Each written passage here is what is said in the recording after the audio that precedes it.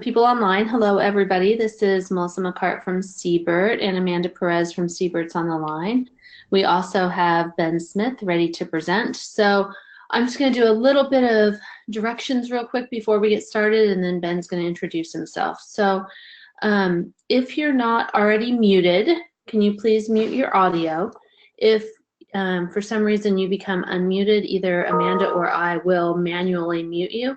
So if you randomly get muted, it's nothing personal at all. We just try to keep the background noise quiet because it's incredibly hard to present with a dog barking or kids in the background or whatever noise is going on in your space. I don't see anybody on the phone, but in case we do have somebody on the phone, if you are, it's really important that you find a very, very quiet space because we can't manually mute the phone calls, and we need it to be quiet for the recording and for Ben to present. If you have questions, we request that you put them down in the chat box, and one of us will facilitate that question to Ben. Again, this is just to keep background noise at bay, and we'll facilitate it either while he's talking or at the end of the presentation.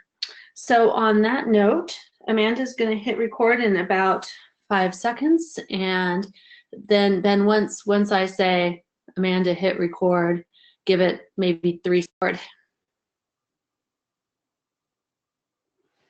All right, good afternoon, everyone. I hope everyone can hear me okay. So I'm excited to spend the next hour talking about behavior in the competing schedule model. For those that don't know my background, I started as a special education teacher for children 6th through 12th grade in a variety of alternative settings here in Oregon. After teaching for several years, I got my master's and PhD at the University of Oregon. This was in the mid-90s, and it was an exciting time to be down in Eugene when a lot of the school-wide positive behavioral interventions and supports was being completed and developed. After I got my PhD in 2000, I was a professor for a lot of years at the University of Texas at Austin, North Carolina in Greensboro, as well as upstate New York. For the past 10 years or so, I've worked across the country on several federally funded efforts, as well as a consultant and trainer. I work with families, schools, districts, implementing evidence-based behavioral support practices. My primary areas of interest revolve around the improvement of the functional behavioral assessment process. And so we're going to talk about that today in this competing schedule model, which I've sort of developed over the last 10 years to address some of the needs I've seen around the country. So we are going to take some questions hopefully at the end. So if you guys have questions, if you could write those down, and then you can submit them. So really, the competing schedule model was developed as a result of seeing some common things across the country related to implementing functional behavioral assessments and evidence-based practice. Oh, and I should add, just so you guys see my email address there, if you guys have any questions, comments, concerns, or want to continue the discussion afterwards, just shoot me an email and we'll set up a time to do so. So, as I mentioned, as I worked around the country, I saw a disconnect between science-based understanding of behavior and how we conceptualize and therefore approach behavior, especially as it's related to looking at behavior support plans for individual kids. So even with the PBIS efforts across the last 20 years or so, educators can still be influenced not by science, but the systemic non-science-based understanding of behavior we have in our culture and our society. I do a lot of trainings around folks looking at how they were raised and how that impacts their ability to think and understand about behavior, as well as then develop plans to address student needs. And I'm going to give you 2 quick examples. When I first, well, I probably shouldn't say where, but I guess I can say it at this point. When I first moved to Texas, one of the school districts I worked with initially was very excited. I was coming from the University of Oregon. They wanted to show me their hard efforts in their school district, and I was excited to go out and visit. And as they were showing me around their campus, they were excited to show me their PBIS room. And the PBIS room actually had a placard in the front that said PBIS room. When I asked them what the PBIS room was, it turned out that that was basically their doing holds on kids in the PBIS room. So obviously something that's not really in line with PBIS's practices. A second example I just want to give is I worked with a school district in the last several years that was concerned about a 7th grade female. And this school had been implementing PBIS practices for, according to them, the last 5 or 6 years. This particular 7th grade female had 15 referrals, 2 for marijuana possession, 1 for cigarettes, 7 for defiance, 4 for attendance, and 1 for flashing. Remember, this is a 7th grade female girl. The school's response to that was in-school suspension. And when then that didn't work, they went to out-of-school suspension. And when then that didn't work, they considered expulsion, and at 7th grade, thought that maybe she might be eligible for special education services. So when we look at that sort of escalation of adult responses to that, we don't see a whole lot of good PBIS practices. In addition to their in-school suspension, out-of-school suspension, they did try one thing of trying to have her earn time back with her peers, which seemed to be the motivating thing. And if you look at what the referrals were for, it would sort of make sense about why she might be motivated by peer attention. But if you look at their responses, it was purely punitive based and really not in line with positive behavioral intervention practices. So this concerned me that a lot of times we talk about positive behavioral interventions and supports, or what I call evidence-based behavioral supports, when people aren't necessarily implementing good PBIS practices. And it's not because people have ill will, obviously, people are trying hard to implement good plans, but a lot of our assumptions and beliefs and values around behavior we've learned at an early age, and our society is sort of set up to sort of wait for kids to make an error and then respond, or become very reactive and punitive based. So rather than focusing on individual, or oftentimes people are still focused on individuals who have behavioral issues rather than the context in which those behaviors occur. Oftentimes we still see individuals talking about behavioral issues as internal deficits of children. We see a lot of personal accountability, that people need to be responsible for their own behavior, and that's what's primarily driving the development of a behavior support plan. Oftentimes we still see that weight and focus on undesirable behavior rather than ensuring a coordinated efforts to promote desired behavior. And like I mentioned before, seeing reactive and punitive based responses rather than teach, prompt, and reinforce. And I'm really going to emphasize this notion of teach, prompt, and reinforce has to be the underpinnings, has to be 80% of the behavior support plans that we develop for truly going to be effective. So oftentimes in our society, we also see a lot of issues around behavior support being about control rather than the promotion of skills. So when I look at a behavior support plan, oftentimes what I'm looking at is what is the actual skills that they're trying to teach, prompt, and promote for this individual child or individual. And oftentimes in our society too, we have a tendency to look for short-term and isolated solutions. So we tend to look for one strategy that is going to work, rather than building durable and sustained plans that integrate components to promote well-articulated and specific skills. So let's take a look at this first cartoon. So here's a teacher talking to a young individual. My objective is to have each student become more insightful, compassionate, introspective, and empathetic. In your case, I'll settle for quiet. So what is the definition of success in that particular example? Is it compliance? And I'll give you guys a moment to look at this second cartoon. And the question, what is success there? Is it the absence of issues, or is this individual actually learning skills? So this concerned me over the last 10 or 15 years, that too often we still see behavior support plans that aren't actually teaching, prompting, and reinforcing increasing rates of desired social, emotional, adaptive behavior. And as a result of that, this is where I sort of started thinking about the competing schedule model. And I had several goals in developing this model. The first is, how can we more accurately represent behavior as it occurs in real life and in real time to help people understand how things actually work? Is there a model we can provide them? Second, is there a manner we can operationally define positive behavioral interventions and supports as a process, regardless of the level of intervention or the learner? So as you see, I underline process because PBIS is not one package, it's not one intervention, but it's a process of understanding that behavior and designing those plans to address those needs. And how do we ensure all implementers focus on teaching and promoting expected adaptive behavior before discussing reactive responses? So if you go back to that young lady, that 13-year-old who was engaging in a high rate of attention-seeking behaviors, if you looked at their interventions, they were all punitive-based and reactive.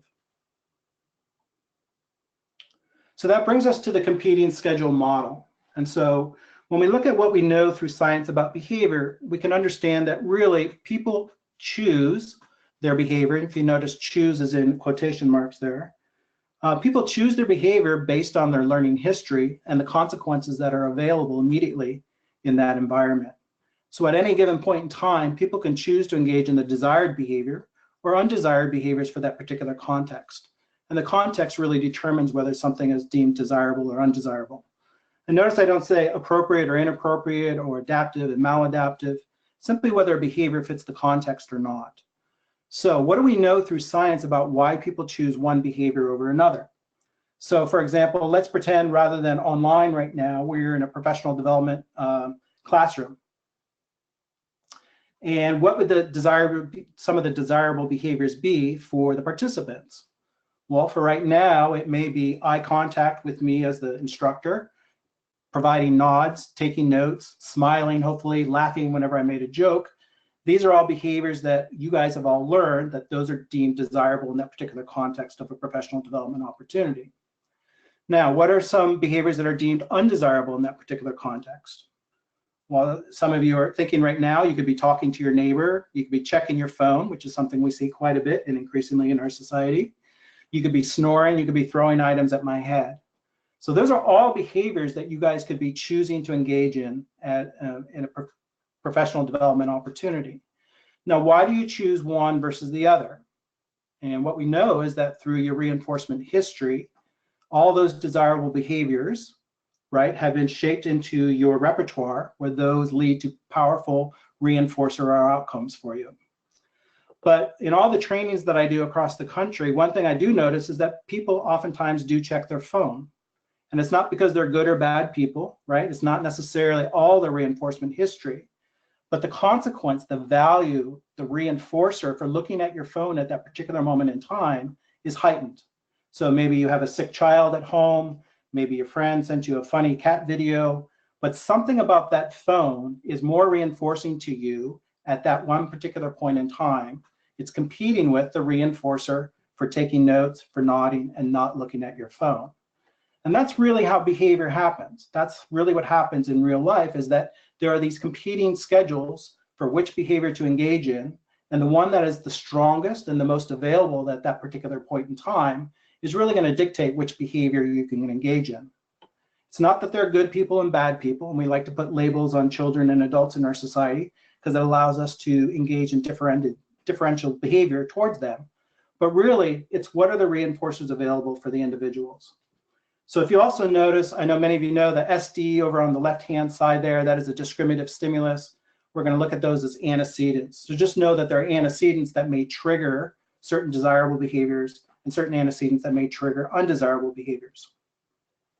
So the participants in this hypothetical professional development are choosing the behavior that has the strongest reinforcement history and the behavior with the most valuable reinforcer at the moment. And the reason this is so important is that if we understand behavior and use this as our lens, then we can take our value judgments out of behavior.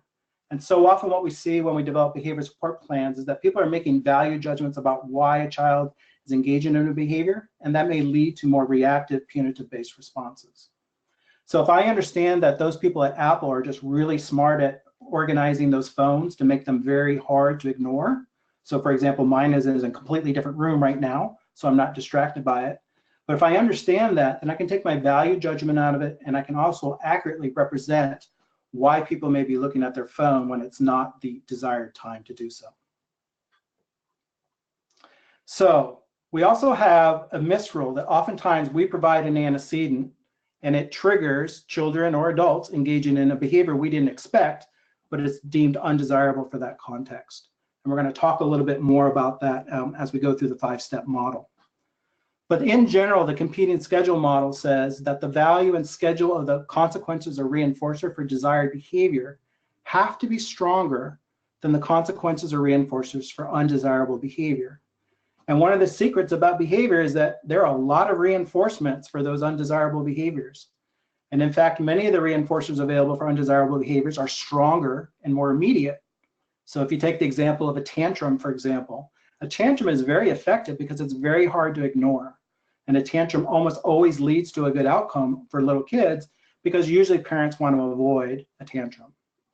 So if we understand behavior as these competing schedules, then we need to understand also then that we have to focus in on making sure that the consequences for desired behavior are stronger and more available than the consequences for undesirable behavior. And sometimes that's more easily said than done, but nevertheless, we actually have a science and technology of working ourselves through that. The last point I'm going to make sort of about the competing schedule from a larger level is oftentimes behavior management only focuses on the consequence for undesirable behavior. And that's why we don't really have better outcomes. That's actually not doing enough of teaching, prompting, and reinforcing of that desired behavior or that top line. We always want to be focused in on that top line as much as possible. 80% of our behavior support plans, in fact, should be focused in on that. And I'm not sure who's in the audience today, but those of you that are working with teams and trying to ensure that your team implements your good quality behavior support plans, oftentimes this fidelity of implementation really comes at play, where we say teach, prompt, and reinforce, but people are waiting for that child to engage in the undesirable behavior and then responding, and that's not going to work. So let me go through some examples of the competing schedule. So for example, during transition period, kids are supposed to walk. What do a lot of children do in schools instead of walking? What would be the undesirable behavior? Well, oftentimes kids run. So what is the consequences or the reinforcers available for kids walking, let's say in a typical elementary school or middle school or high school? It really doesn't matter. Well, the typical reinforcer is it takes forever to get there, right? It physically takes longer, right, in time to get from point A to point B, whereas running feels good and it gets you there quicker. So the reinforcer of getting to your destination is quicker and more available, and it feels good. And as we all know, it's developmentally appropriate, if we think about it, for young children to be running in the first place. It just doesn't fit the context of school. So we've taken our value judgment out of it, right? So running is developmentally appropriate for many kids. It just doesn't fit the context of the school setting. But when we look at the different reinforcers available for walking versus running, it begins to make sense why some children may be choosing, there's that word choosing in quotations again, choosing to walk rather than run. So let's take a look, an illustrative example of adults. Now, I don't know, so the value and schedule of taking forever or the reinforcer for walking is going to have to be stronger than the naturally occurring reinforcing of it feeling good to run and getting to your destination on time. So let's use this sort of similar example, but let's talk about your guys' behavior. I don't know where you guys are viewing from, but many of you are licensed to drive. And we know the #1 contributor to fatalities in all 50 states is actually speeding. So if the expected behavior, right, is on the highway is to drive the speed limit, the undesirable behavior, and I know you guys don't do this, is to speed. But what are the consequences or reinforcer for driving the speed limit? Now remember, a reinforcer has to be immediate and contingent, right? Driving the speed limit, really it takes forever. And oftentimes we're late for our appointments. We've been shaped that we're supposed to be on time in order to be appropriate and responsible adults. So our incentive for not driving the speed limit goes up. So just like those kids running in the hallway, it feels good and we get there quicker when we speed. And oftentimes that's what we see on the highways. So I was on the highways yesterday in the state of Oregon and many people were speeding, they were feeling good. It was getting good, they were getting to their destination quicker. So that's really the motivation. And indeed, yesterday I saw a lot of sports cars that were actually designed to feel really good when you speed, right? And so my dad growing up always asked the question, why do they make cars that go faster than the speed limit? Well, they do it because it feels good and people are willing to invest their dollars in order to get access to that reinforcer. Now, I know most of you don't speed, so that's good, and that's good that you're maintaining the speed limit. But this model, the competing schedule model, also allows us to take the value judgment out of it. People speed because there's a reinforcer available for it. It's not good people, bad people, right? It is a training issue, and we're going to talk about that when we go through the 5-step model. But the reason people speed is that it feels good and it gets you there quicker. It actually may reduce your anxiety and those sorts of things as well. So let's take another example. Given work, kids are supposed to do their work. And I'm going to go back to the 2, D, E, or I in a second there. What's the undesirable behavior that oftentimes, this is a particular student that I worked with, they would walk out to the hallway, and sometimes they would engage in aggression to begin with. Sometimes they wouldn't. And in the hallway, that's where the interventionist was, who provided snacks and a massage. Okay, so the consequence for doing your work was getting a nice job, a praise statement, and getting more work to do. Whereas the reinforcer for walking out of the hallway in this particular program was there were interventionists there providing snacks and a massage, and also you don't have to do the work. So you got access to the more desirable sensory stimulation. I don't know about you guys, but if I had a choice between doing work or eating snacks and getting a massage, I'm probably going to choose, there's the word choose again, to get a snack and a massage rather than doing the work. So if I wanted to address that, I have to make sure that the reinforcer for doing the work is stronger and more available than the reinforcer for walking out. And we're going to go through these examples of what we're supposed to do. Now, if you notice over there under the SD, the antecedent there, the 2, D, E, or I, is kids only avoid work, right? So this has an avoidance function here. Kids only avoid work because it's too difficult, it's too easy, or irrelevant, right? So there's really only 3 aspects, facets of work that kids want to avoid, which really leads us to helping us understand what to put into an intervention.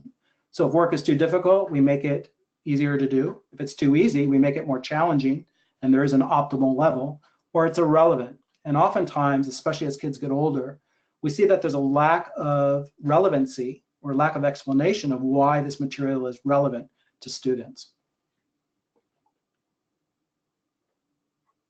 So let's do one more example. So these are a school that I worked at. During transition periods, educators were supposed to monitor the hallway, but instead what we found is that they were checking their text messages on their phone. So what is the reinforcer or consequence for monitoring the hallway? Oftentimes it was conflicts with students, and staff members were reporting, since they were the only one assigned to that classroom, that the reinforcer was them on their own had to deal with conflicts with students. Now, what's the reinforcer for checking your text messages on your phone? Well, that's something I'm sure all of us do. The reinforcer is we get access to peer attention and stimuli, whether it's a cat video or some other video. So rather than looking at this as good people, bad people, well-trained or not well-trained, we're just trying to capture what actually is happening in real time. And the competing schedule shows us that there are different reinforcers often available for the desired behavior versus the undesired behavior. So if we're really going to be effective in designing coherent behavior support plans, we're going to have to capture this and understand how to use this to drive our intervention development. So it's this notion of I meant to behave, but there were too many other options, right? The competing schedule really sort of embraces this understanding, this science-based understanding, that there are a lot of options for people to behave. And we have to design coherent environments and contexts that are going to promote the behaviors that we want, rather than letting individuals fail and then trying to punish it out of existence. So let's talk about then the competing schedule model, and there are 5 steps involved. And so if everyone's just looking at the screen right now, then I'm going to break down for the remainder of the session today these 5 steps, and then I want to open it up to questions. But step 1 in the model really looks at desired behavior, right? And the rest of these slides also are going to write this stuff out as well. But this first step, step 1, is desired behavior. We have to be clear about what it is we expect the individual to do and actually have it written down on a piece of paper. And we actually have good lesson plans to actually teach those behaviors. I can't tell you the number of times I've seen behavior support plans that have lots of good strategies in them, like self-management and self-monitoring and reinforcer cards and the use of extinction perhaps, but it's not tied to the promotion of desired behavior. So step one in the competing schedule model is first define what it is we deem to be desirable. Step two in the model says what are the antecedent conditions that are supposed to trigger the individual engaging in the desired behavior. So step two really is about environmental arrangement, and it's also about adult behavior. So if we're talking about students in school or students or children at home, step two talks about the adult behavior. And as many of you probably have experienced, that this really involves a lot of teamwork and making sure that people are using the behavior support plan and understand the behavior support plan in the same manner. So step one in the model, oops, excuse me, let me go back here. Step one in the model is what is it you expect the learner to do? Step two in the model is how do we set up the environment and how should we behave to trigger desired behavior? Step three in the model is, hey, what are the consequences for desired behavior? And we got to make sure, as we've already talked about today, that those consequences and reinforcers are stronger and more available to the learner than the consequences for undesirable behavior. If we're really going to be effective, we have to make sure that that reinforcer is available. And a classic example that we always talk about is think about raising your hand when you were in 7th grade. Usually the reinforcer for raising your hand is the teacher ignored you, and more often than not, the person that talked out a lot got the reinforcer of the teacher's attention. So if we really want people to engage in the desired behavior, let's say it's driving the speed limit or raising your hand, we have to make sure that there are reinforcers available to be able to compete with the reinforcers available for undesirable behavior. Step four in the model, so if we're looking now at the bottom there, what are some known triggers for undesirable behavior and how do we get rid of them? So once we identify, so this is the prevention piece, once we identify known triggers for undesirable behavior, how do we get rid of them or neutralize their effect? And we'll go through some examples of that. And then step five in the model is once a child or an individual engages in undesirable behavior, what are the consequences for that? How are we going to respond in ways that maintain safety? And how are we going to ensure that there's an opportunity to learn that desirable behavior again? Okay, so those are the 5 steps. We're going to talk about them in more detail. So let me give you those 5 steps in word format again. Step 1, what do you want the child to do? Step 2, in what environments and what adult behavior should reliably trigger the desired behavior? Because if we don't have those in place, it's not likely the child is going to engage in this new skill. 3, what are the consequences for the child engaging in the desired behavior? And know that I'm not necessarily talking about the disciplinary action when I talk about consequences. I'm just talking about that stimuli that is added or removed, contingent upon that child engaging in desired behavior. If you want kids to raise their hand and wait to be called upon, then it has to lead to a reinforcer of your attention, or you could give them an ice cream sundae or a pony if those are things that are motivating to them. That's going to help them understand that raising their hand is a valued behavior. Step 4 in the model is how do you remove or neutralize the effect of identifiable triggers for undesirable behaviors? And this is the prevention step. And step 5, what's the best manner to respond to undesirable behavior? So there are a lot of pieces under step 5. First, how to minimize potentially dangerous situations. So these are safety issues, how to minimize escalations, how to increase the likelihood the child engages in the desired behavior, and how to reduce the likelihood the undesirable behavior occurs in the future. So those are the 5 steps that the competing schedule model tells us are important. And if you guys notice on the left there, that arrow is pointing down.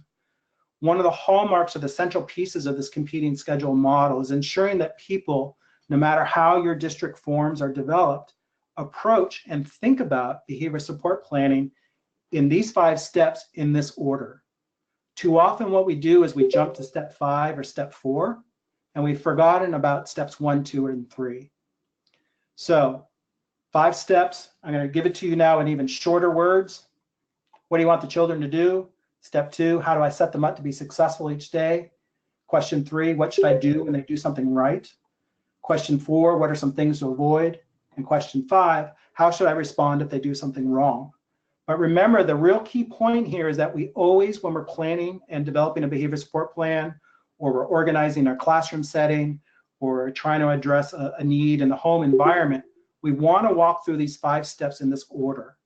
It's really critical. So those are those questions, once again, just in fewer words. If you want even fewer words, here's one word for each step: teach, prompt, reinforce, prevent, and respond. Now, many of us work in school districts or agencies that have a behavior support plan that basically may have all of these steps, but maybe not in this order represented. And that's okay, but what we really want to do and ensure is that we're always taking a teach, prompt, and reinforce approach when we develop a behavior support plan. We don't want to just focus in on prevention, and we don't want to just focus in on the responding. While those things are important, our job as educators, our job as parents, right, is to be teaching, prompting, and reinforcing the desired behaviors that we have for our children. So we're always working in this order.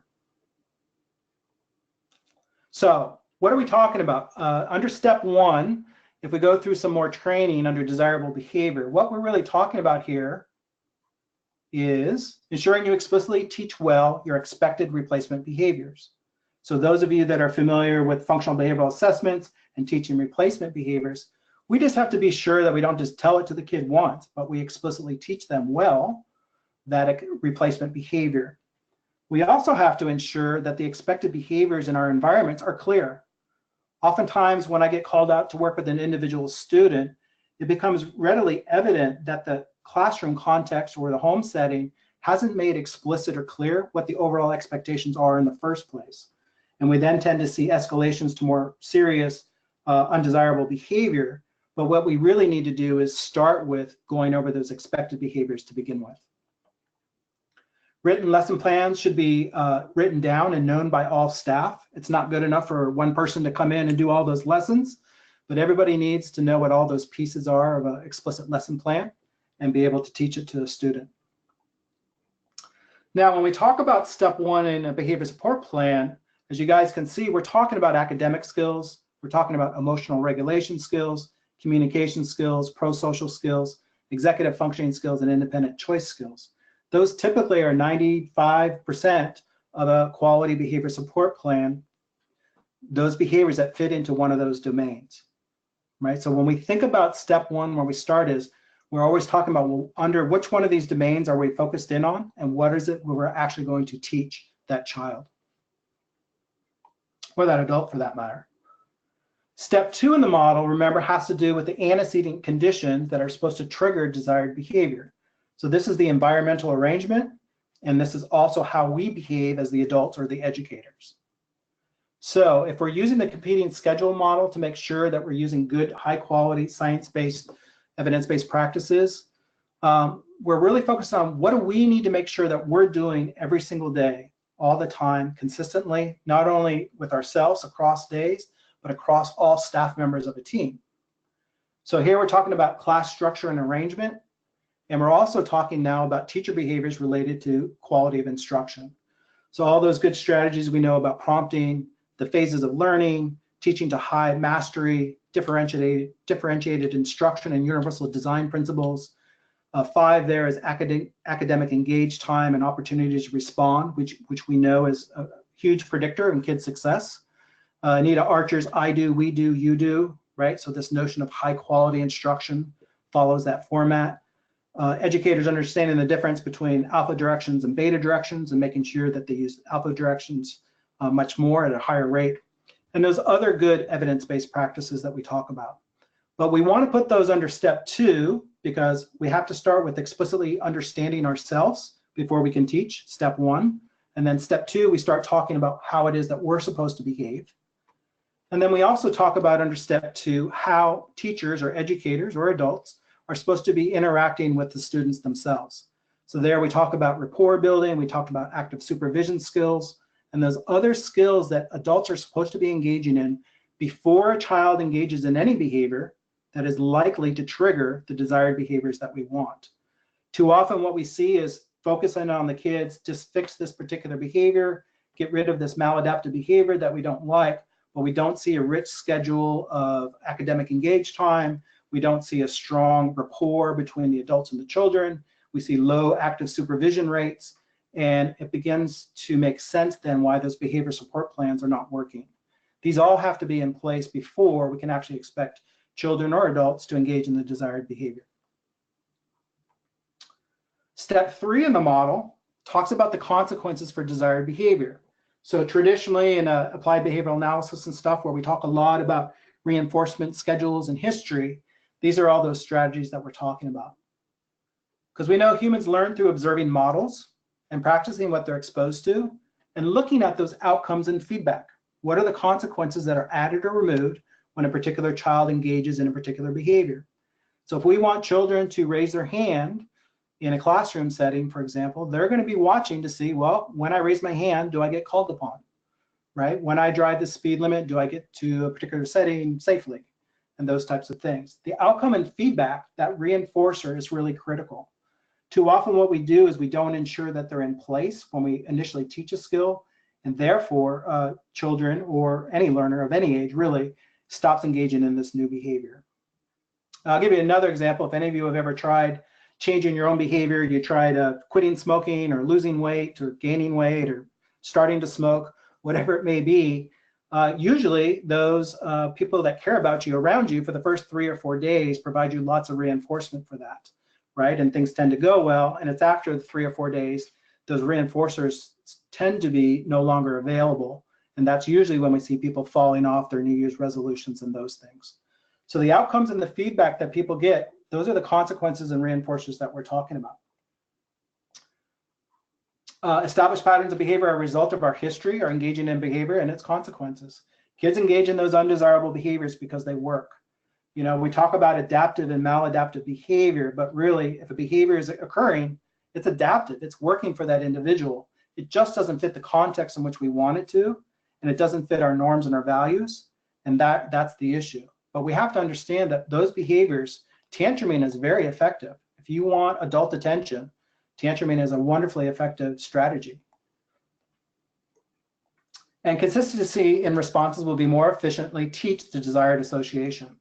So this is just really critical because when we develop a reinforcement strategy for our behavior support plans, we have to make sure that everybody that interacts with that student or that individual knows that that's the reinforcer and make sure that they're delivered.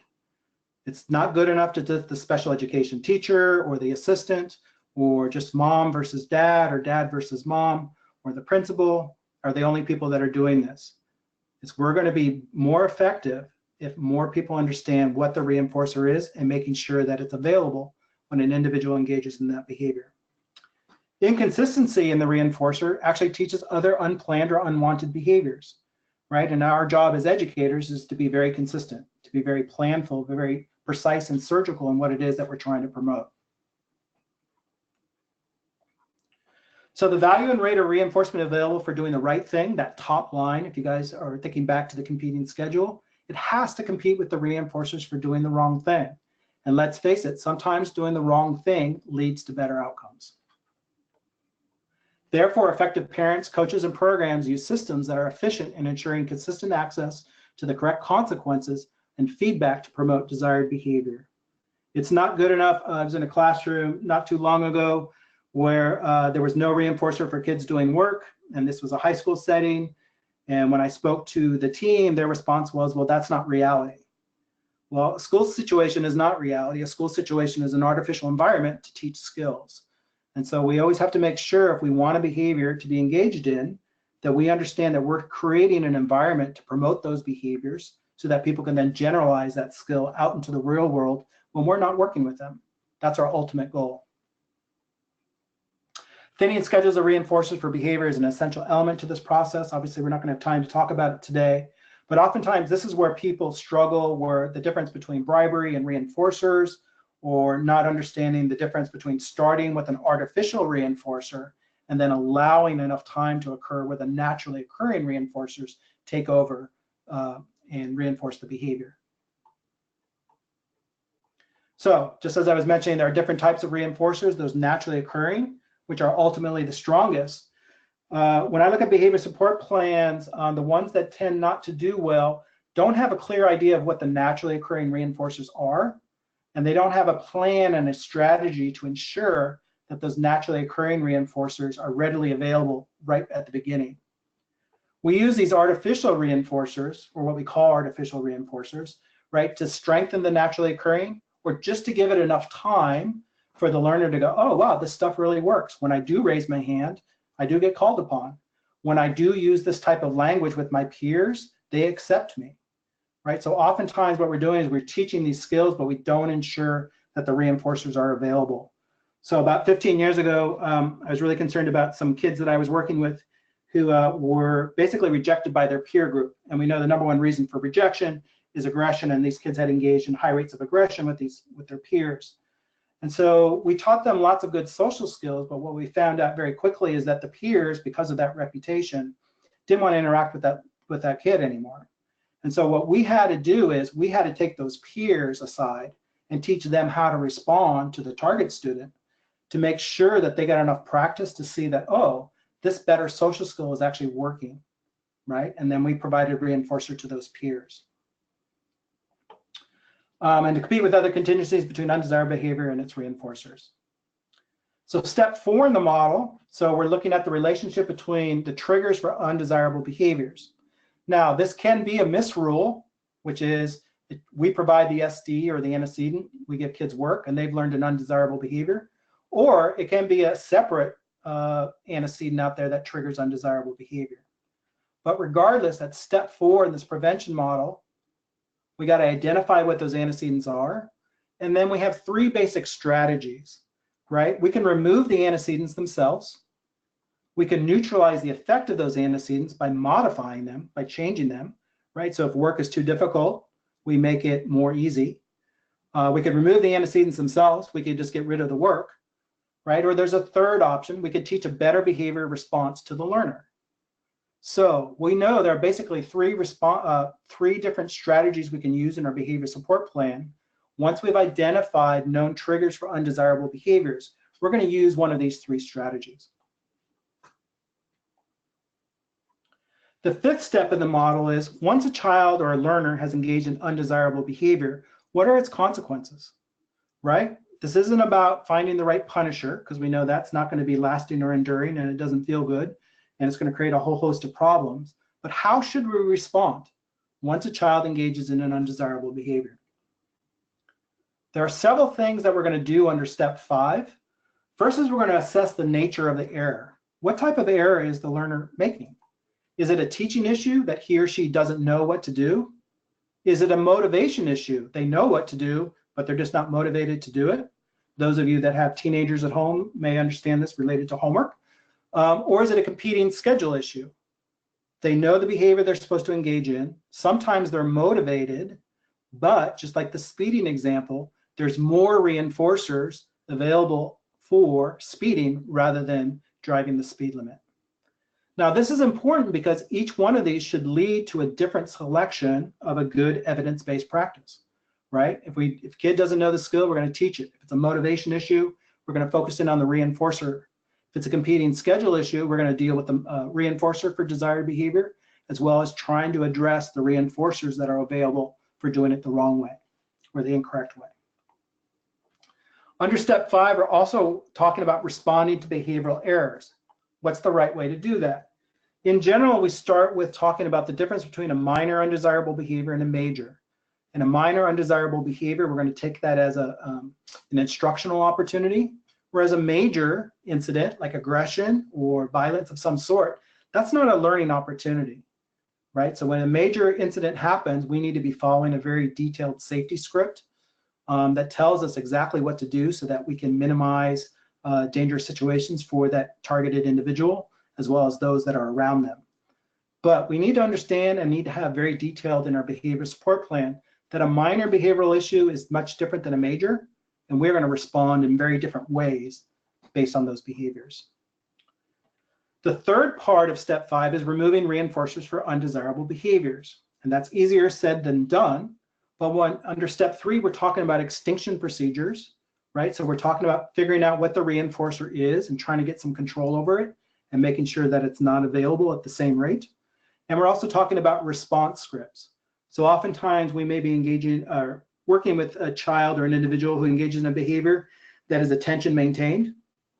And this is where a response script is very important, where not only that we understand that we're not supposed to respond, but the principal understands, or the other parent understands, or whatever the response is going to be, that we're all on the same page to make sure that that becomes learning opportunity when you engage in this undesirable behavior, these are the consequences that happens. Already they've learned when they engage in that undesirable behavior, some other more valued reinforcer is occurring. And so we're going to have to get control over that. And then part 4 of step 5 is replacing undesirable behaviors with more acceptable behaviors. So this is giving an individual opportunities to practice the desirable behaviors that serves the same function. So most of you are attending today. I'm sure you guys have been involved in doing some functional behavioral assessments of teaching more acceptable replacement behaviors. This is what we're talking about here. We never get rid of a behavior that is serving a need of an individual. Instead, we're finding better, more acceptable replacement behaviors to take their place to allow that individual to get their needs met. So if you notice under step 5, there are lots of components to it. And if you'll notice, and if you remember, we don't talk about step 5 until we have detailed aspects in our behavior support plans of steps 1 through 4. It's not likely that the behavior change that we want is going to last and be sustainable if we start at step 5. So let's go through 3 examples, and then we'll open it up if there's some questions. So let's go back to the example during transition. Kids are supposed to walk in this particular elementary school. It takes forever, and the kids don't want to walk. They want to run, and it feels good. So what do we do with the 5 steps? Step 1 is we teach kids how to walk, and we have to be very specific. I've worked in, I think, 42 out of the 50 states at this point, 44, something like that. There are a lot of different ways to teach kids how to walk, and we have to be very explicit. Some people want kids to walk with their hands on their sides. Some people don't mind if their hands are behind their back, walking like a monk. There's lots of different ways of doing it. But in step 1 of the model, we have to make sure that we taught kids how to walk. Now, this is really important too for teaching middle school kids and high school kids. The rules may change as kids get older. Those of you that have been in an airport recently, you may see lots of different ways people walk. It may be frustrating to you that some people decide that stopping in the middle of the hallway is a good strategy to talk to their friends and neighbors. For some of you, like myself, who might find that frustrating. But step 1 is to teach the individuals to walk using explicit teaching practices. Step 2 would be to pre-correct. We know pre-correction is a powerful strategy. We have to make sure that there are adults out there that are pre-correcting kids, right? Before you transition into the hallway, remember to walk however it is that they've been taught to walk. It's not good enough simply to have a wonderful lesson plan, teach it to the individuals once, and just expect them to do it. If we're really going to teach well, just like we teach academics, we're going to pre-correct. We're going to tell them before we want them to engage in the behavior, what it is that we want them to do. And if we want walking to compete with running, we have to make sure that there are some reinforcers out there. Now, walking is a pleasurable activity, but for a lot of people, it's not as reinforcing as running.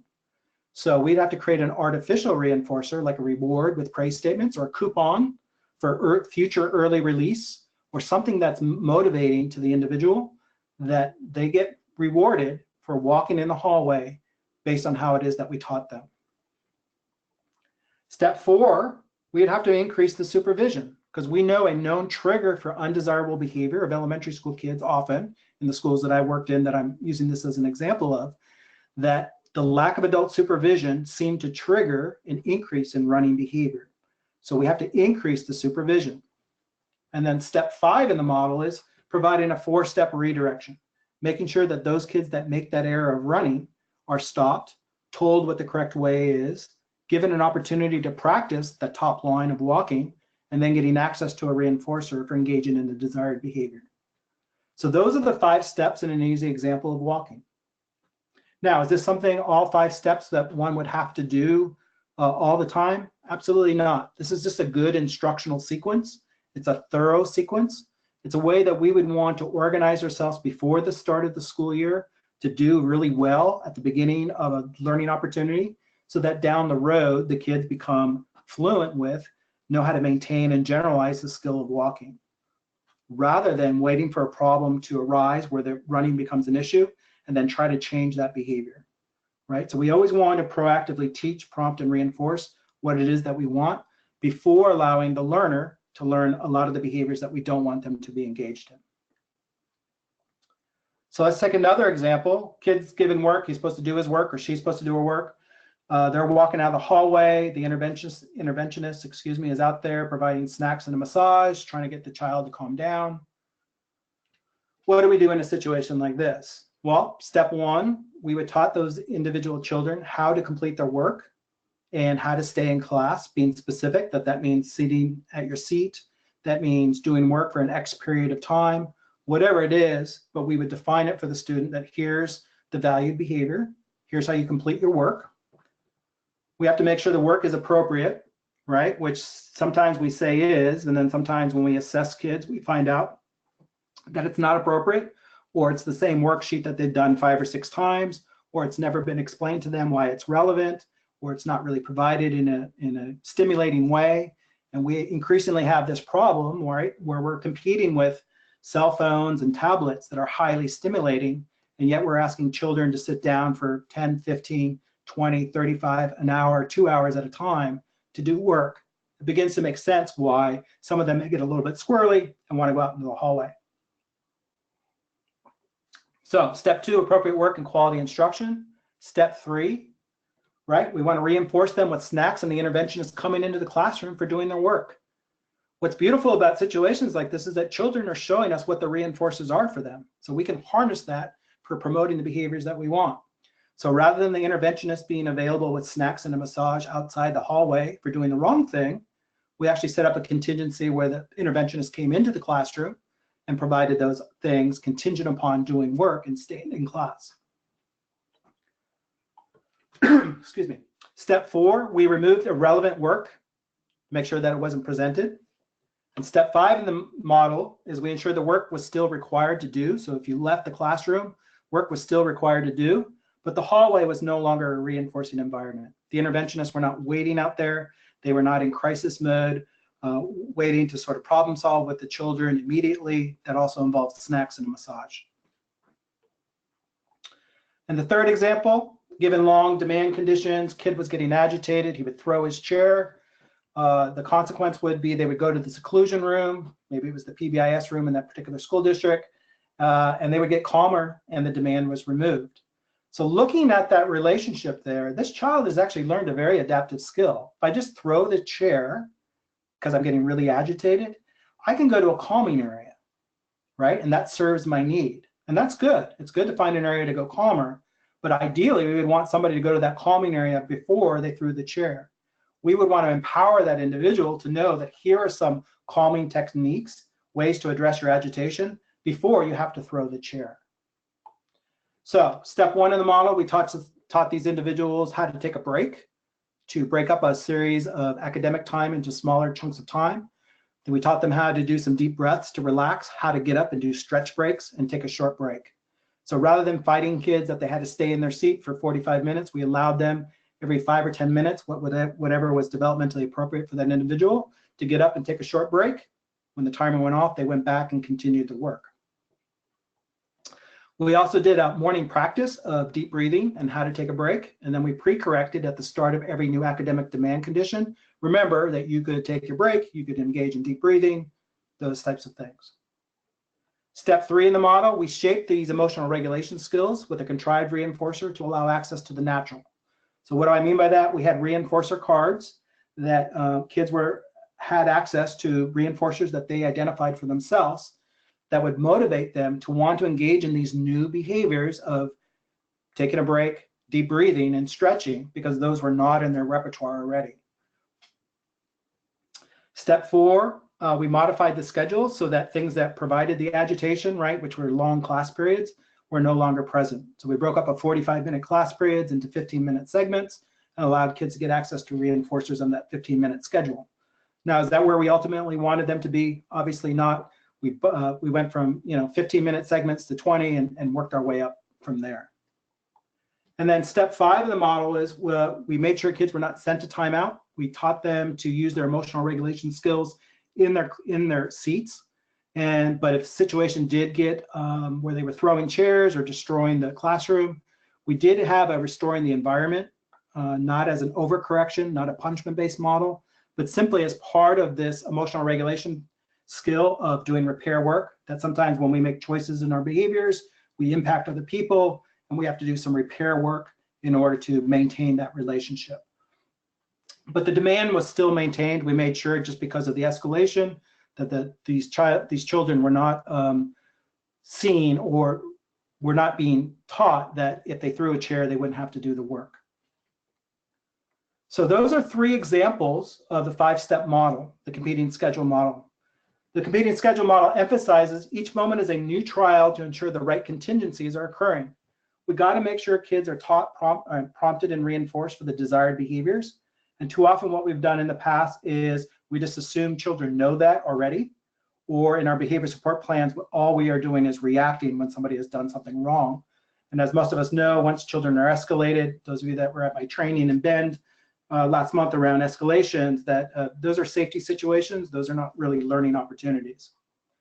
Learning opportunity where you can either strengthen the relationship between undesired behavior working to meet needs, which is what we don't want, or between desired behavior working to meet the needs, right? So we really need to make sure that that relationship between desired behavior and consequence is really working for the individuals that we're working with. And the competing schedule model ensures that the role of instruction on shaping learner behavior is there. 80% of our time, if not more, needs to be teaching, prompting, and reinforcing desired behavior.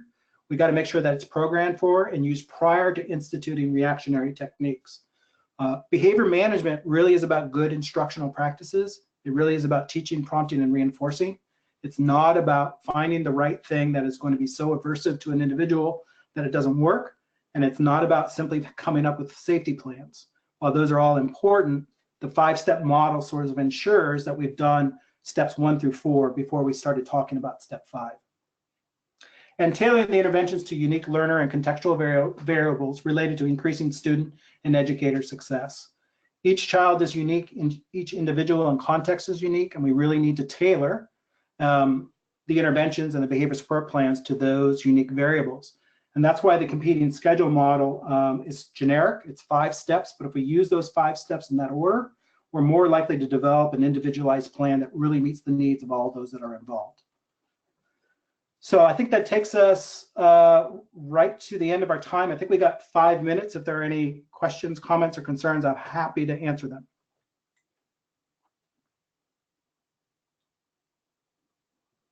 So far, we don't have any questions in the chat at all. Okay. Oh, good. All right. I guess I was clear.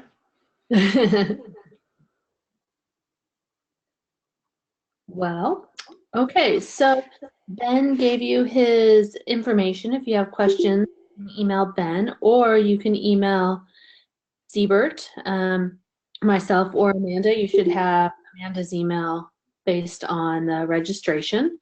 And I am on the Siebert website. It's cbirt.org. And real quick, we have one question. It's, will we have access to the handouts? I believe they were sent out, but otherwise they'll be posted on the Siebert website on the webinars page. So ER is emotional regulation skills. You're welcome. Okay. So Amanda, if you want to go ahead and stop recording this online after the fact in the archived session, you can email us for a certificate. If you are live right now, you will be getting a certificate of participation in your email. So have a great day, everybody. Thank you. Thank you, Ben. Yeah, do we want to talk or? Yeah, you can stay on if you want. Okay.